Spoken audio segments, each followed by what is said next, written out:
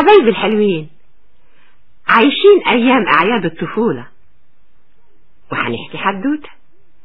كان يا مكان قديم العصر وسالف الزمان، كان فيه ملك في مملكة المال في خزاينها كتير، والملك ده قال افتحوا الخزاين واصرفوا الاموال واسعدوا الاطفال.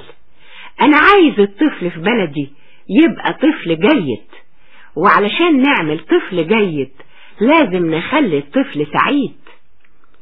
ويفتحوا الخزاين ويصرفوا الاموال. ايه اللي في ايدين الاطفال ده؟ شوكولاتة بكل طعم وبونبوني من كل لون. ايه اللي في السماء بيفرح الاطفال ده؟ صواريخ من كل شكل ونور من كل لون. ده غير بقى الهدوم واللعب في كل يوم. كان الطفل في المدينة سعيد؟ هو في الحقيقة كان سعيد جدا. لكن كان الطفل في المدينة جيد؟ أبدا، ولا كان جيد ولا حاجة. والملك يستغرب، الله، صرفت أموال المدينة علشان طفل المدينة يبقى طفل جيد، أما بقاش، يعني إيه؟ راحت فلوس الخزاين بلاش؟ إلا وفي يوم من الأيام الملك يزور المدينة اللي جنب مدينته، مدينة فقيرة، ولا في المدينة دي خزاين كتيرة، ولا في الخزاين دي أموال كتيرة. زي ما قلت مدينة فقيرة، لكن غريبة، كل طفل في المدينة طفل جيد وفي نفس الوقت طفل سعيد. والملك يستغرب، لا الطفل في المدينة دي بياكل كل يوم شوكولاتة، ولا هو طول الوقت بيقرقش بونبوني، ولا الصواريخ في السماء من كل شكل ولون. ازاي بقى الطفل في المدينة سعيد وفي نفس الوقت جيد؟ ونزل الملك يلف في المدينة الفقيرة. شاف في المدينة ايه؟ مدرسة ومكتبة وحديقة عامة وريشة رسم وآلة موسيقى. أطفال هنا بيتعلموا، وأطفال هنا بيقروا، وأطفال هنا بيلعبوا، وأطفال هنا بيرسموا، وأطفال هنا بيغنوا.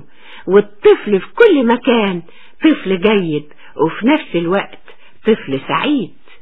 يوم واثنين وثلاثة، والملك أخيرا يسأل عجوز المدينة ويقول له أنا حاولت في مدينتي أعمل طفل جيد بإني خليته سعيد، معرفتش ليه؟ وعجوز المدينة الفقيرة يضحك ويقول للملك ما تقدرش تعمل طفل جيد بإنك تخليه سعيد، لكن تقدر تعمل طفل سعيد بإنك تخليه جيد.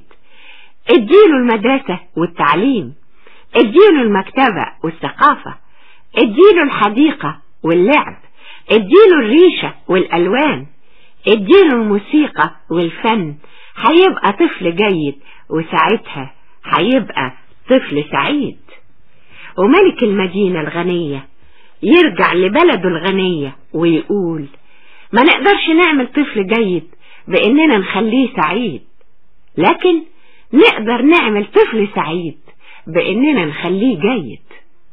حبايبي الحلوين، ومصر بلدنا بتعمل الطفل الجيد بالتعليم، بالثقافة، بالريشة، بالألوان، بالحديقة، بالفن. مصر بتعمل الطفل الجيد، والطفل الجيد هو اللي بيبقى طفل سعيد.